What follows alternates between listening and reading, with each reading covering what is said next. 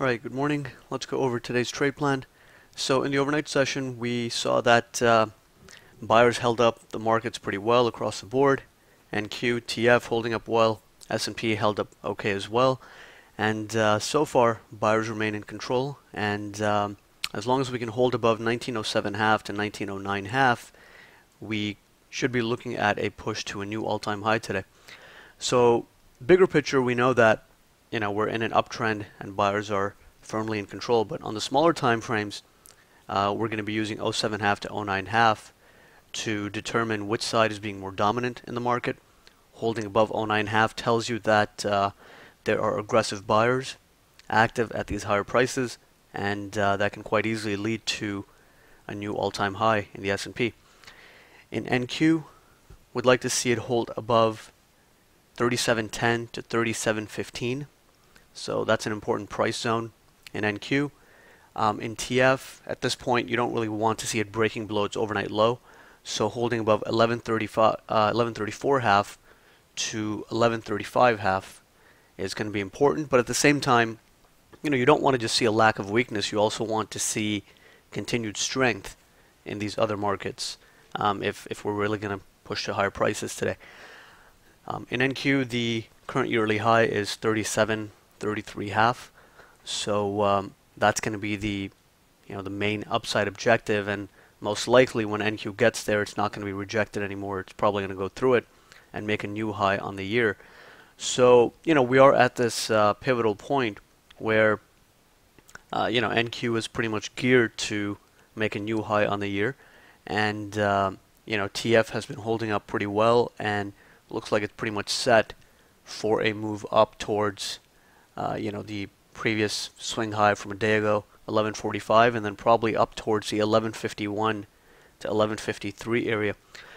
So those are the things we're looking for on the upside. And because ES has been leading and is a bit stretched to the upside, the other markets have a lot of catching up to do, specifically TF.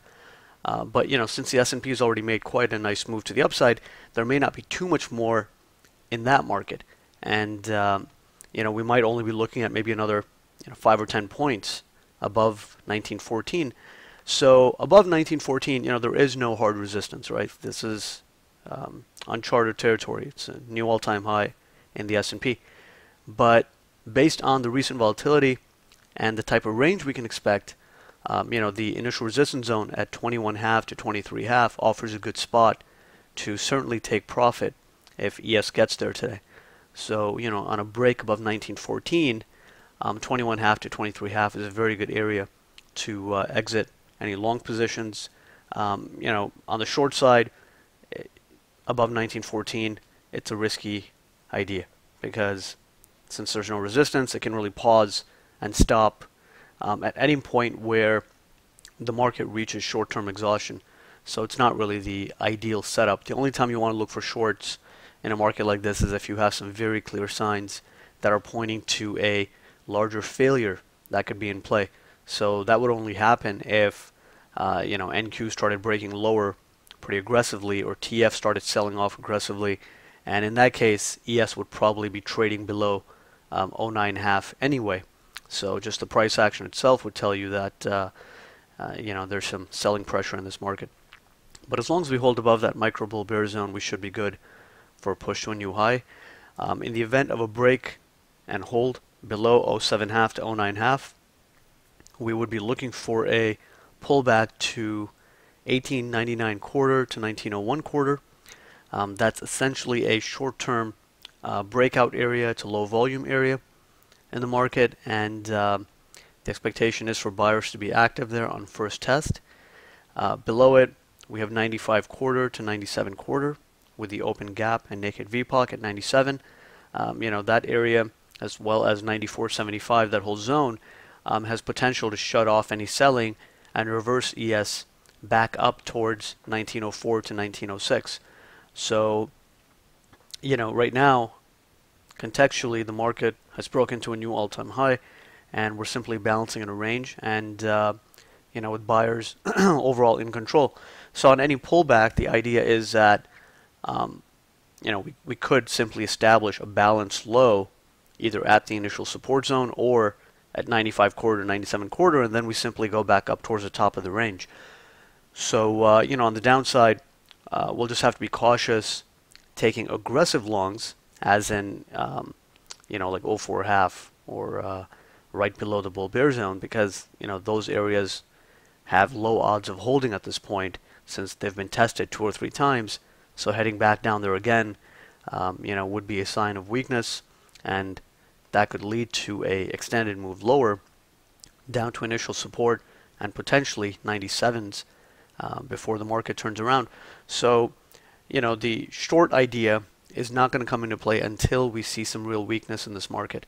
So until that happens, the focus is going to be on the long side, and as long as there's decent strength on the internals and the other markets are holding up, all the signs right now are pointing to continued upside.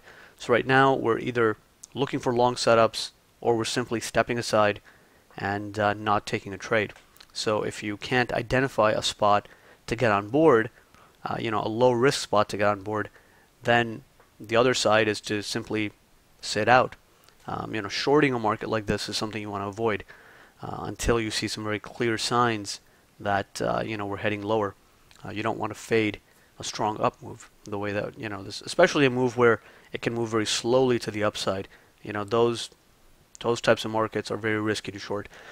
So right now, the bias is bullish, especially above the 1909 level over here, above the previous close. So we'll just keep an eye on that and help us just determine how strong the buy side is here.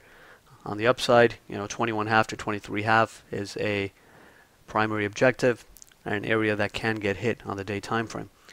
On the econ front, pending home sales out at 9 a.m. Central, and after that there really isn't any major econ report for the rest of the session. So keep an eye on the relative volume. That'll give you an idea of the type of price action and range we can expect. But from a directional perspective, buy side in control, and that's going to be the side that we focus on. So let's see how well the buyers can hold it up following the open and following the econ report, and we'll take it from there.